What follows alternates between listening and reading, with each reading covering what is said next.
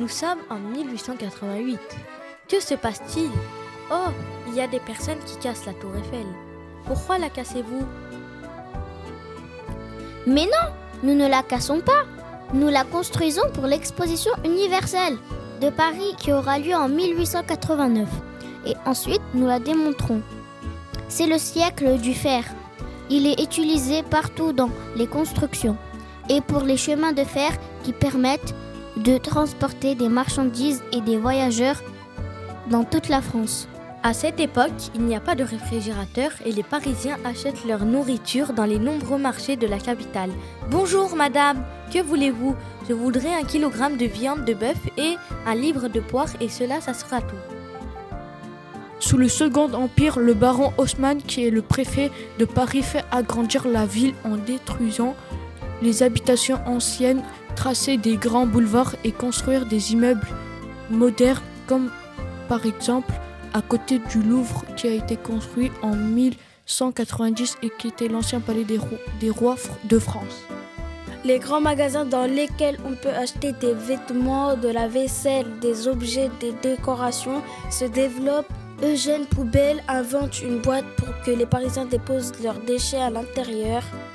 C'est pour cela que maintenant on appelle ces récipients les poubelles. En 1810, Napoléon a besoin de beaucoup de soldats pour sa grande armée.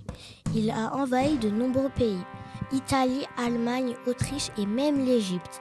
La France est en guerre contre presque toute l'Europe. Il y a des destructions de villes et des milliers de morts. La domination de la France est fragile car l'Angleterre résiste et l'Espagne se révolte à partir de 1808. Il veut aussi envahir la Russie, c'est pourquoi les militaires de son armée essaient de recruter de nouveaux soldats, des hommes jeunes entre 21 et 23 ans.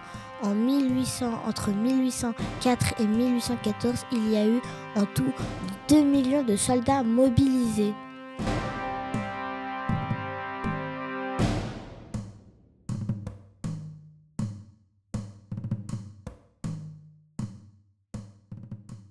Nous voici en 1885, dans le laboratoire de Louis Pasteur, un biologiste qui se passionne pour les microbes. On peut voir son microscope, ses tubes à essai, ses fioles et tous ses instruments scientifiques. Il vient d'inventer un vaccin contre la rage, une maladie très grave et mortelle que l'on attrape en se faisant mordre par un animal contaminé, comme le chien, le chat, le renard. Voici une maman et son fils qui viennent voir Pasteur, car l'enfant a été mordu par un chien. La maman supplie le scientifique d'essayer son vaccin sur son fils, mais Pasteur hésite, car il n'a jamais testé son vaccin sur un humain.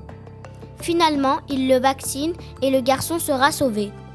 Le vaccin contre la rage est toujours utilisé et il sauve encore de nombreuses vies.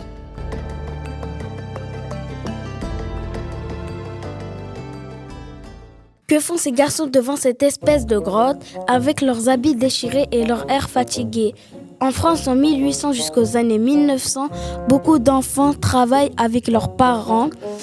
Ils travaillent dans les usines sur des machines dangereuses pour fabriquer du tissu, des outils, des ustensiles de cuisine. Ils sont ramoneurs, ceux qui descendent dans leur cheminée pour les nettoyer. Grâce à leur petite taille, ils peuvent faire des travaux que les adultes ne peuvent pas faire. Ils vont dans les mines de fer ou de charbon pour pousser les wagonnets, trier le minerai. Ils aident à cultiver des plantes, pommes de terre, poireaux, choux, blé dans les champs et s'occupent des animaux, vaches, poules, cochons. Ils sont payés environ 1,50 francs par jour, ce qui représente 4 kg de pain, alors qu'un homme gagne 3 francs et une femme 2 francs. Ces enfants sont souvent mal nourris. Ils travaillent 10 heures par jour et ils ont des problèmes de santé. Beaucoup ne vont pas à l'école. Celle-ci devient obligatoire de 6 ans à 13 ans à partir de 1882. Et voilà, la statue de la paix nous a fait voyager dans le temps. Et maintenant, c'est l'heure de rentrer. Toute notre vie, nous nous rappellerons de ce voyage. Vous aussi, n'hésitez pas à visiter le musée.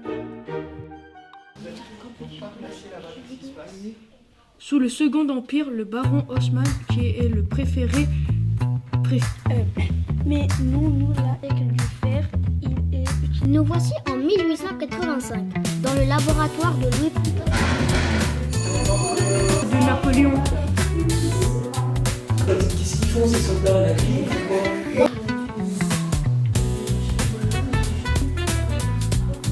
J'ai dessiné le château chez Boba. Là, c'est une maison qui dort. Qui c'est qui vient pour la mine, là, présenter la mine? Elle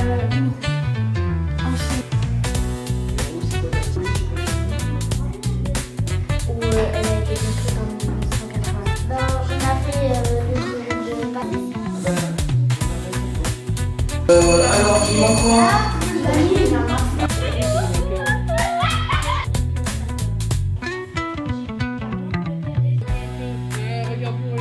La cocara.